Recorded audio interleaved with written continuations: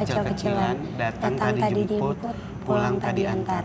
Jai langkung, jai langse, di sini ada pesta, pesta kecil-kecilan, datang tadi jemput, pulang tadi antar.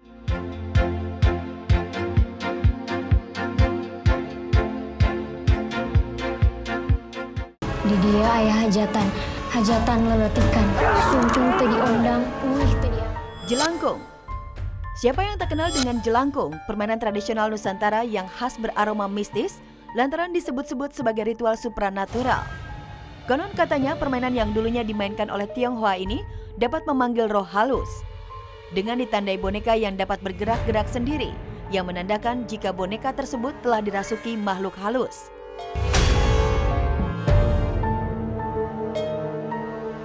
Dulunya, permainan ini diyakini masih berhubungan dengan ritual Cai Lain Gong yang dimainkan oleh anak-anak atau remaja keturunan Tionghoa saat festival rembulan. Namun ritual ini telah punah, dan ritual Cai Lain Gong ini pun kemudian ke dalam bahasa Indonesia menjadi Jai Langkung atau Jelangkung.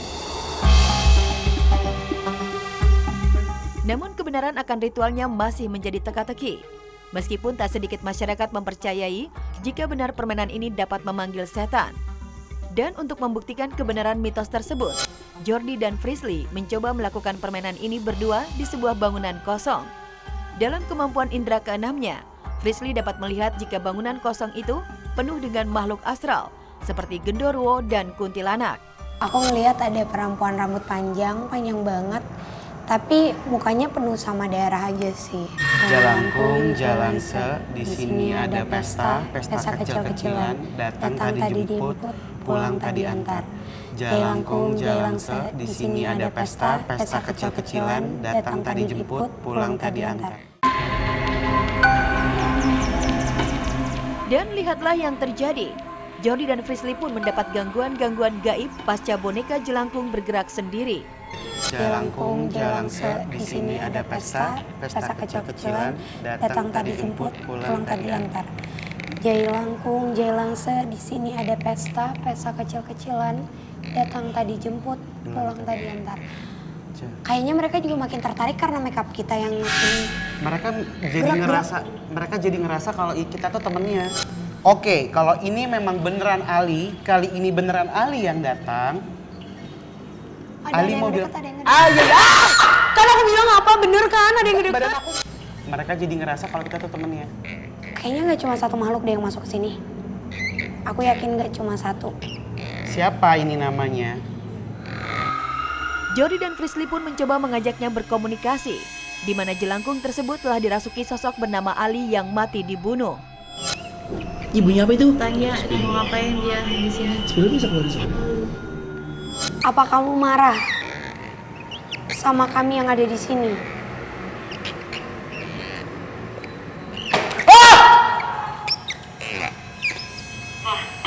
Iya. Iya. Ali matinya kenapa? Coba cerita.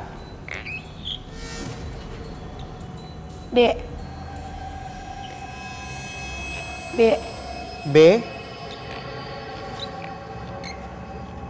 Bang. Bunuh. Kamu dibunuh.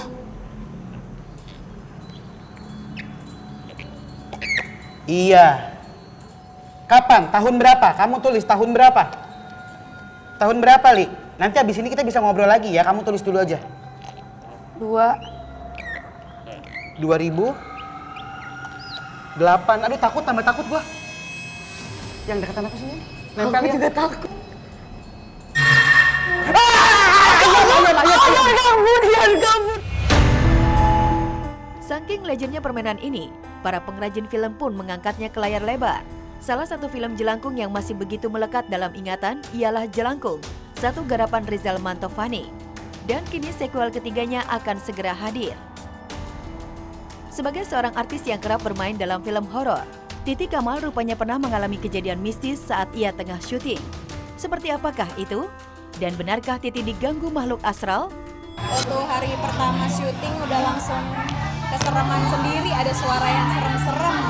Pas lagi selamatan, pas aku lagi story, terus malamnya aku baru ngeh kok kayak ada suara yang beda, ternyata ada kayak suara hantu gitu loh. Jadi masih ada di story-nya, aku simpan story-nya gitu. Suaranya kayak nenek-nenek tapi kayak makhluk gitu lah, nggak tahu. Apapun yang terjadi, mari kita bersenang-senang bersama-sama dalam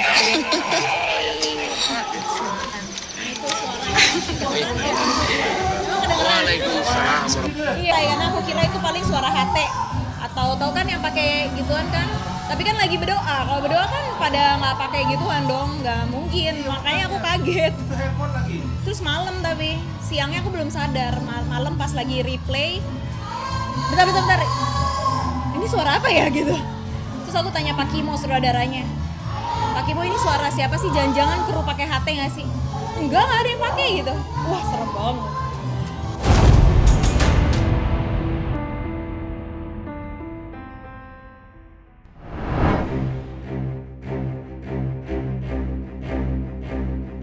Peristiwa dibunuhnya tokoh wanita di dunia.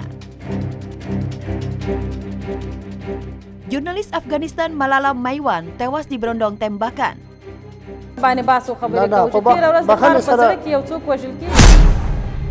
Wanita berpengaruh dengan segala kegiatannya ternyata tak melulu membuat nyaman sejumlah orang. Demikianlah yang dialami Malala Maiwan, seorang jurnalis wanita dari Afghanistan yang ditembak hingga tewas. Selain berprofesi sebagai jurnalis, wanita kelahiran Afghanistan tahun 1980 ini juga dikenal sebagai aktivis hak-hak sipil. Ia pernah berbicara soal tantangan sebagai jurnalis perempuan di tanah kelahirannya. Malala Maiwan tengah dalam perjalanan untuk bekerja pada Kamis 10 Desember lalu.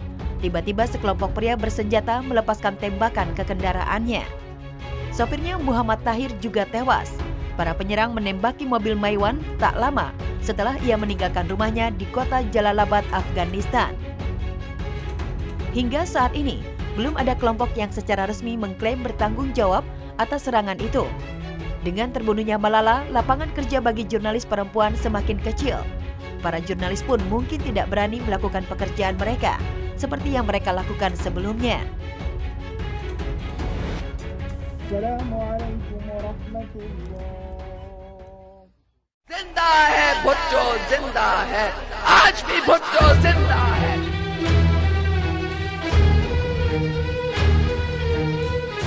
Perdana Menteri Pakistan Benazir Bhutto tewas karena bom bunuh diri. Kemelut politik kerap membawa banyak korban bagi para pelakunya. Kali ini juga yang dialami mantan Perdana Menteri Pakistan Benazir Bhutto yang dibunuh pada 27 Desember 2007 dalam usianya yang ke-54 di kota Rawalpindi, Pakistan. Benazir diketahui adalah pemimpin wanita pertama yang terpilih secara demokratis di negeri Muslim. Tragedi ini terjadi saat Benazir melambaikan tangan ke kerumunan di sebuah pertemuan Partai Rakyat Pakistan atau PPP di Rawalpindi saat seorang pria bersenjata menembaki kendaraan anti peluru.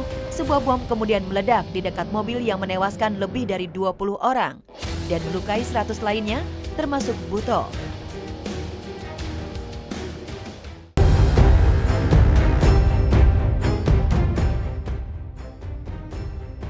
Pelakunya yaitu seorang remaja berusia 15 tahun bernama Bilal. Ketika itu Benazir baru saja merampungkan kampanye pemilihan umum Pakistan di Rawalpindi dalam upaya untuk menjabat Perdana Menteri untuk ketiga kalinya. Bilal yang melihat ada kesempatan untuk melakukan aksinya, Bilal mendekati rombongan Bhutto. Tanpa keraguan ia menembak perempuan kelahiran 21 Juni 1953 itu dan kemudian meledakkan dirinya sendiri. Atas peristiwa ini, kelompok Taliban Pakistan mengklaim bertanggung jawab atas serangan tersebut. Merekalah yang meminta Bilal untuk menyerang Benazir. Penyelidikan oleh Scotland di Inggris menyebutkan bahwa Bhutto meninggal karena cedera kepala yang disebabkan oleh kekuatan ledakan. Sedangkan PPP menyatakan bahwa ia meninggal karena luka tembak. Bhutto dinyatakan meninggal pada 27 Desember malam hari dan dimakamkan pada hari berikutnya di sebelah makam ayahnya.